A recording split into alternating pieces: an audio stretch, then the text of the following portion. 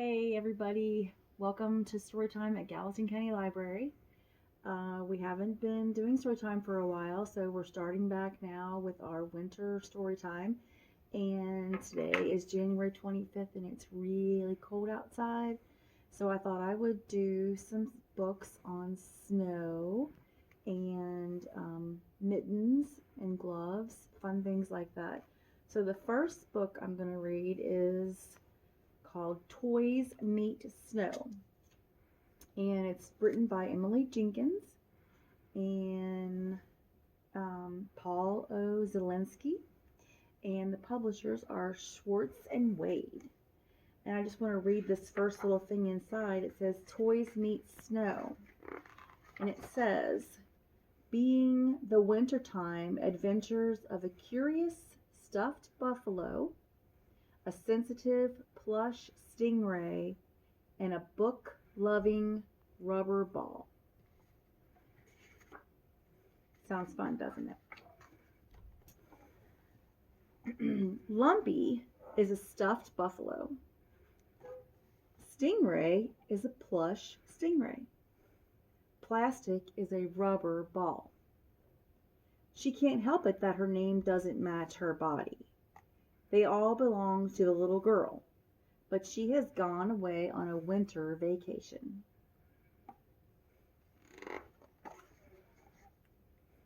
It is the first snowfall of the year, which we're still waiting for here, right? Really? Why does it decide to snow? Asked Lumpy. Because the clouds are sad and happy at the same time, says Stingray. She is more poetic than factual. No, it's what rain becomes when the temperature is freezing, says Plastic. I read about it in a book. Let's go out, says Lumpy. Lumpy. I'm curious. Yes, says Stingray. It's beautiful. Snow, snow, snow, says Plastic, bouncing. I've read about it, but I've never touched it.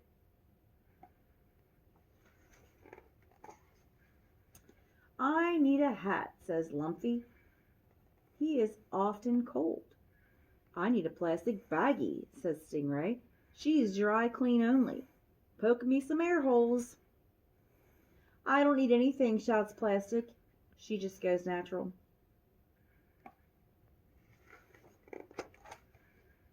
And so, with no small amount of effort,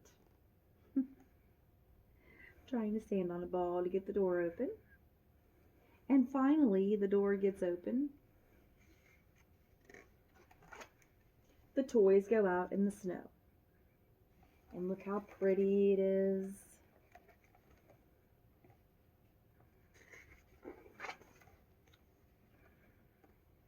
Is that a different tree? Asked Lumpy. It looks like a different tree than before the snow came. It's turned into a candy tree, says Stingray. It tastes like peppermint. No, it's the same tree, says Plastic. I recognize the branches.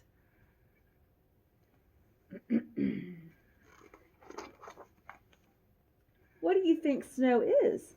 Exactly, asked Lumpy. It's a blanket of peace over the world, says Stingray.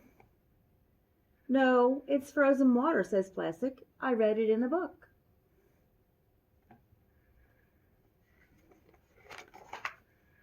I mean, what is a snowflake? Asked Lumpy. A snowflake is a tiny ballerina, says Stingray. If you look closely, you can see it dance. No, it's really just tiny frozen water, says Plastic. I read that in a book too.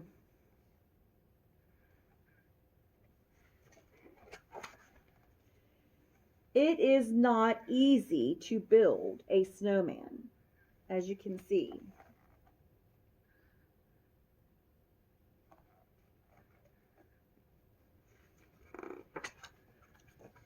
Snow angels are easier.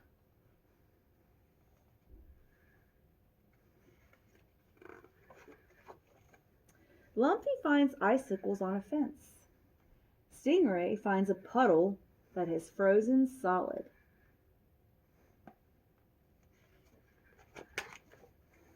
Plastic finds a forgotten sled at the top of the hill.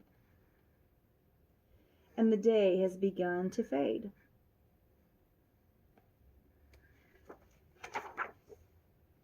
What is the sunset? Asked Lumpy.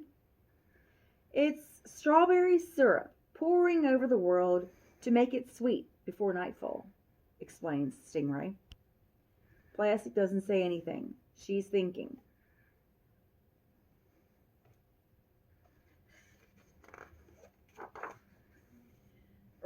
I'm cold, says Lumpy. My tail is wet, complains Stingray. Her bag is leaking. Snow, snow, snow, cries Plastic. I'm a strawberry syrup sun in the snow.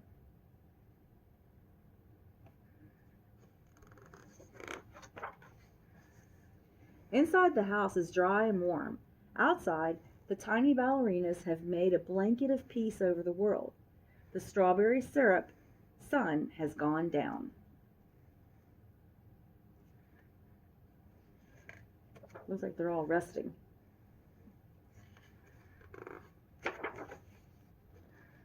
And yes, the world is sweet.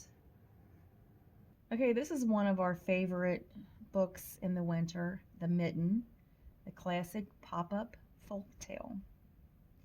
And this is written by Jessica Southwick, illustrations by Pippa Kernick, and it is published by Jumping Jack Press. It was a cold and windy winter morning, and the little boy hustled up the path, dragging his sled behind him.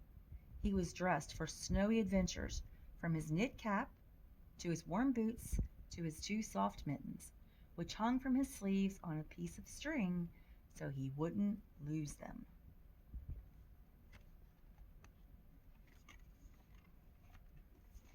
The boy headed to his favorite spot, a stupendous hill perfect for sledding. He dashed through the trees, eager for his first long slide across the snow, but as he jumped over the stone wall at the top of the hill, one of his mittens caught on a low branch. The boy was going so fast he barely felt the small tug of the mitten before the string gave way. He was out of sight and down the hill before his mitten even hit the snow. All was quiet. Then tiny, shivering Mouse darted out from the stone wall, saw the cozy mitten, and crept right in. There he is. Cute little cozy mouse.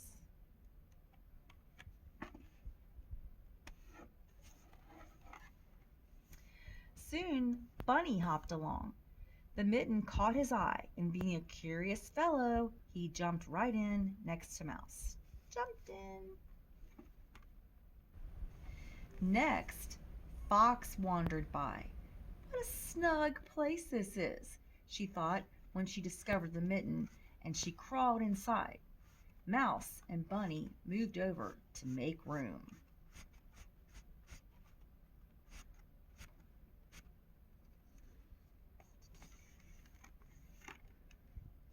The wind blew through the treetops and swirled down the lane.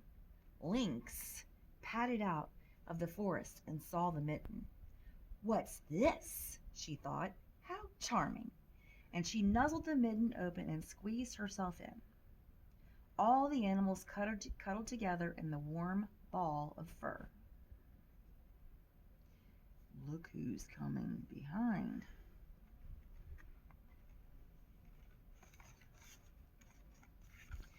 The wind was still for a moment when Wolf came lopping up the hill. Up the other side trudged Bear. You first, said Bear. No, you, said Wolf, and they ended up jostling and cramming their way into the mittens together.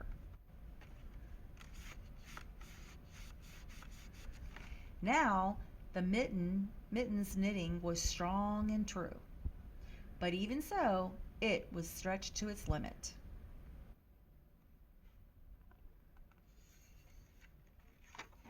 poor mouse was at the bottom of the pile. I need more room, he thought, and found a nice soft spot right on Bunny's belly.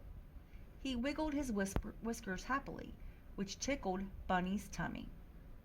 Bunny started to giggle and twitch, and his ears tickled Fox's chin. Fox snickered and shifted her tail, which brushed against Link's paws. Lynx chuckled and rolled onto her back, her fluffy, tufted ears making Wolf's muzzle twitch. Wolf howled with laughter, and all that wiggling and shifting and giggling made Bear laugh too. Well, it was too much for the Mitten to take. So with a giant pop, out tumbled Bear and Wolf and Lynx and Fox and Bunny, and off they ran back to their homes, laughing themselves silly the whole way.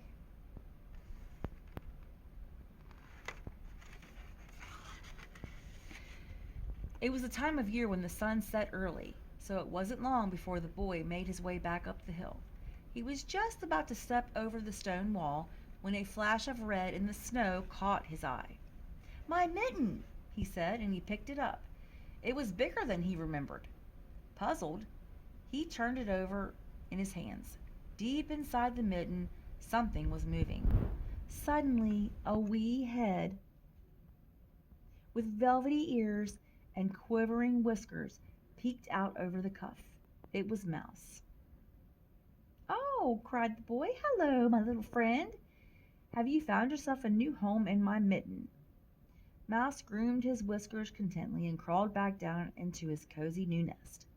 "I'll take you home, then," the boy said, "and you may live in my mitten as long as you'd like, and be my friend." The boy put on his mitten and cupped his hand gently around Mouse, and dragging his sled behind him, headed to his own warm home across the snow.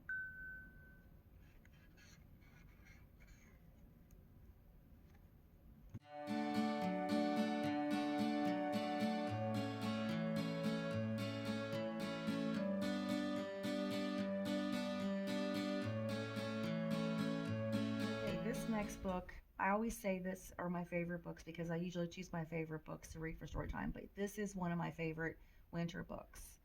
A Hat for Minerva, Louise. And it is written by Janet Morgan Stoeke. And it is published by Dutton Children's Books. This is one of our older books. It still has the card inside for checkout. Minerva Louise loved snowy mornings.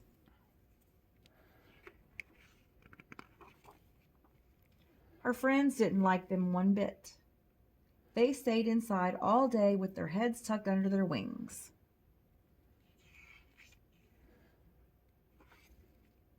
Not Minerva Louise. She couldn't wait to go out exploring.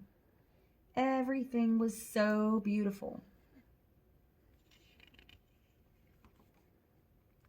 She wanted to stay out all day, but it was too cold. "If I had some warm things like you," she said, "I could stay out and play."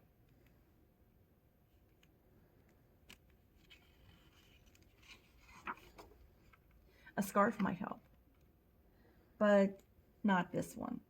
It's way too big.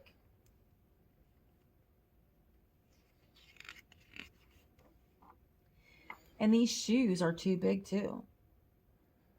A hat. That's just what I need. But not this one. And not this one either. It's too heavy.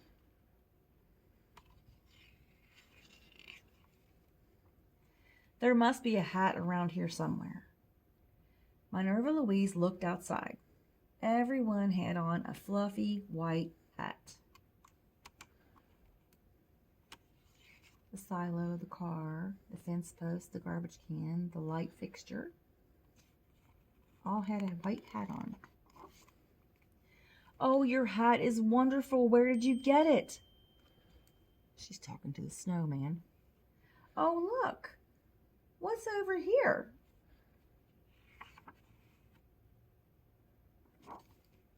"A hat. It's perfect.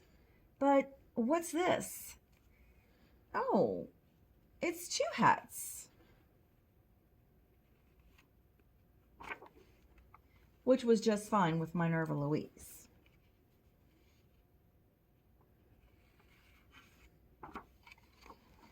And there she is with her friend, the sheep, kind of sticks by her side. Nice to have friends like that.